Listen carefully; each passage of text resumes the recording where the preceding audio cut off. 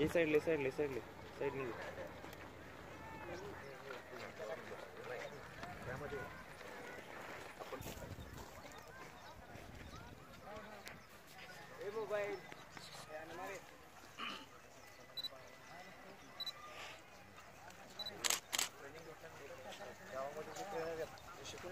प्रत्यक्षात आपल्या गावावरती काय वेळ आलेली आहे पाण्याचा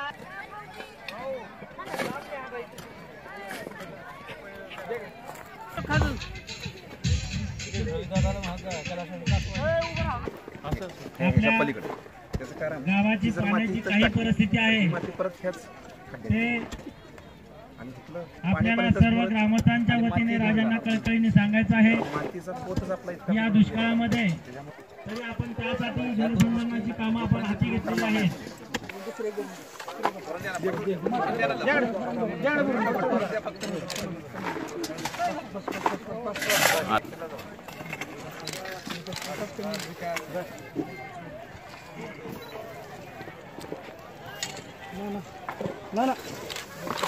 ना ना जरा ना ना पलीकडून द्या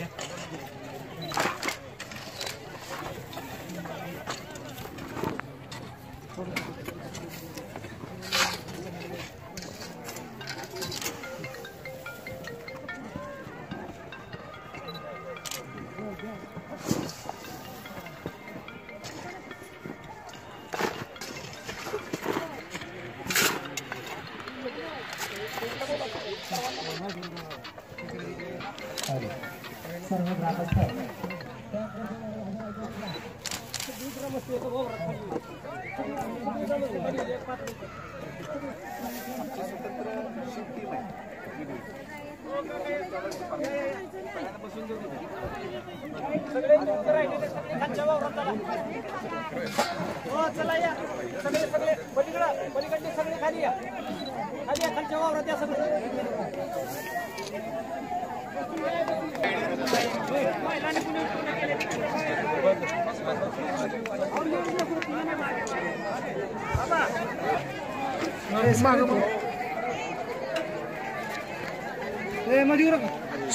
महाराज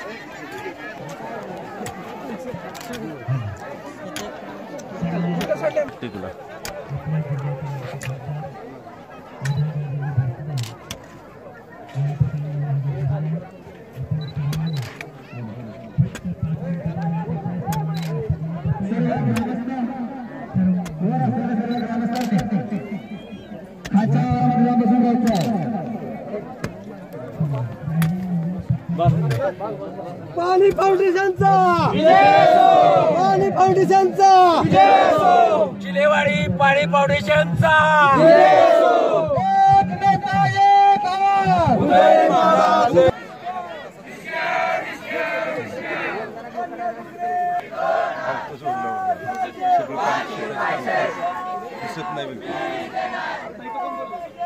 पण एवढी महाग चांगली की घरून जर बांधली तर शेतातच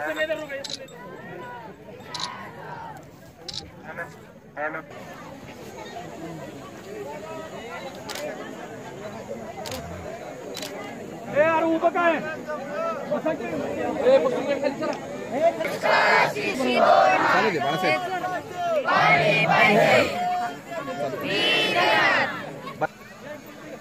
नमस्कार. हे गाव पाणीदार झाल्याशिवाय राहणार नाही.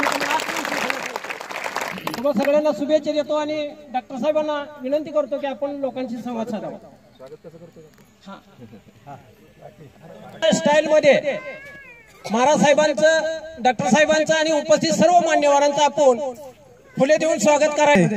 या ठिकाणी उपस्थित आपल्या सातारा जिल्ह्याचा मान शान आणि सगळ्यांचा अभिमान आपले राजे साहेब यांचं आणि त्यांच्या समवेत आपले डॉक्टर साहेब यांचं सगळ्यांचं आपण या ठिकाणी स्वागत करूया. क्लब गो 1 2 3 1 2 3 1 2 3 धन्यवाद.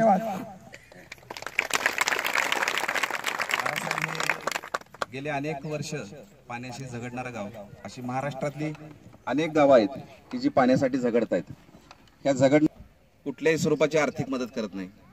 आम्ही कुठल्याही गावाला कडनं आर्थिक स्वरूपाची मदतही स्वीकारत नाही किंवा कुणाकडनंही स्वीकारत नाही. अशा सगळ्या पार्श्वभूमीवर हे इतके लोक इतक्या मोठ्या प्रमाणात काम का करतात, हा अनेक महाराष्ट्रात विचारलेला मला प्रश्न आहे. त्या प्रश्नाचं उत्तर आहे, जे काय आम्ही देतोय ते हृदयापासून देतोय आणि म्हणूनच इतक्या मोठ्या प्रमाणात लोक महाराष्ट्रावर काम करतायत. आज आपण जर बघितलं असतं आमच्या कुठल्याही गावात गेलात आणि स्वागत बघितलं तर अशाच पद्धतीचं आहे. ग्रामीण भागात अनेक गोष्टींना तुटण्याची प्रक्रिया चालू झाली, जातीभेदानं, राजकारणानं, एकमेकांच्या हेवेदावेनं. आणि ह्या सगळ्या पार्श्वभूमीवर गाव जोपर्यंत एकत्र येणार नाही तोपर्यंत प्रश्न सुटणार नाही. गावामध्ये होणारा कार्यक्रम सुद्धा गाव तुटण्यास कारणीभूत असतो. म्हणजे होतं कसं की गावात समजा आपण आलात, पण ह्या प्रशिक्षणामध्ये आम्ही गेलो आणि ह्या प्रशिक्षणानं आमची जादूची कांडी फिरवली आणि ह्या प्रशिक्षणाच्या निमित्तानं आमच्या दोघींची मनं जुळली. जोपर्यंत माणसांची मनं जुळणार नाहीत तोपर्यंत गावाचं चित्र बदलणार नाही. मनं जुळवण्याचंच काम आणि माणसांना एकत्र आणण्याचं काम पाणी फाउंडेशन करत आहे. आपल्या सर्वांचे आशीर्वाद ह्यासाठी राहू द्यात. महाराष्ट्र देश लवकरदार पाणीदार होण्यास आपल्या सर्वांचा हातभार लागू द्या, हीच ईश्वरचरणी प्रार्थना करतो आणि महाराजांचं पुन्हा एकदा स्वागत करतो. शिलेवाडीचे सर्व वडीलधारी मंडळी, माता भगिनी आणि माझ्या तरुण मित्रांनो, जवळपास 78 ते 80% देशातले लोक शेतीवरती अवलंबून आहेत.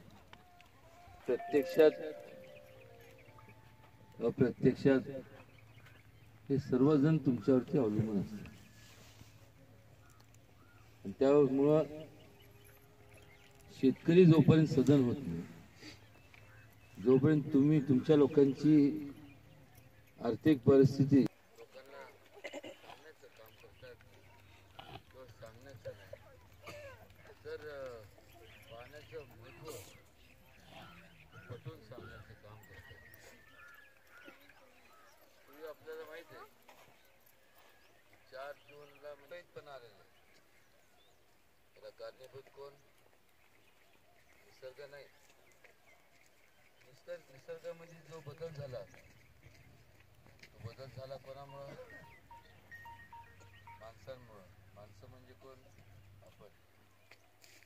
वृक्षांची मोठ्या प्रमाणाची तोड झाली आणि त्यामुळं त्याचबरोबर मोठ्या प्रमाणावरती प्रदूषण वाढलं.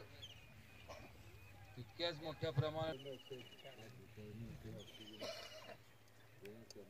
आपलं जीवन ठेवण्याचं काम झाडं करतात आणि ह्या झाडं जपून वापरणं, पाणी अडवणं, पाणी जिरवणं हे सगळ्यात महत्वाचं. आणि एक आपलं आज समज तरी घडली. ऑस्ट्रेलिया सारख्या ठिकाणी आपण जर गेला, त्या ठिकाणी हा जो हे जे हवेत एक लेअर असतो त्याला ओझोन म्हणतात. हे जे सूर्य, तो एक प्रकारचं हे जे ऊन येतं, ते ऊन आपल्यापर्यंत डायरेक्ट येऊन देत नाही. ते एक मध्यस्थ, तर तो जर नसतं तर आपण आता मेलो पण असतो. पण मात्र ऑस्ट्रेलिया सारख्या ठिकाणी, त्या ठिकाणी असं झालं, आता आपल्याला पाहायला मिळतं की आपण अशा या भागात राहतो, ज्या श्वास घेतो तेव्हा जरा थोडं श्वास घेताना आपल्याला एवढं थोडंसं जड वाटतं. ज्यावेळेस आपण एखाद्या ज्या झाडी खूप आहे त्या ठिकाणी जातो, एकदम फरक कळतो आणि एकदम श्वास घेताना सुद्धा हलकं एकदम वाटतं. त्या कामाच्या रूपाने तुम्ही देणार आहात असं म्हणलं तर त्यांचं भविष्य उज्ज्वल होणार.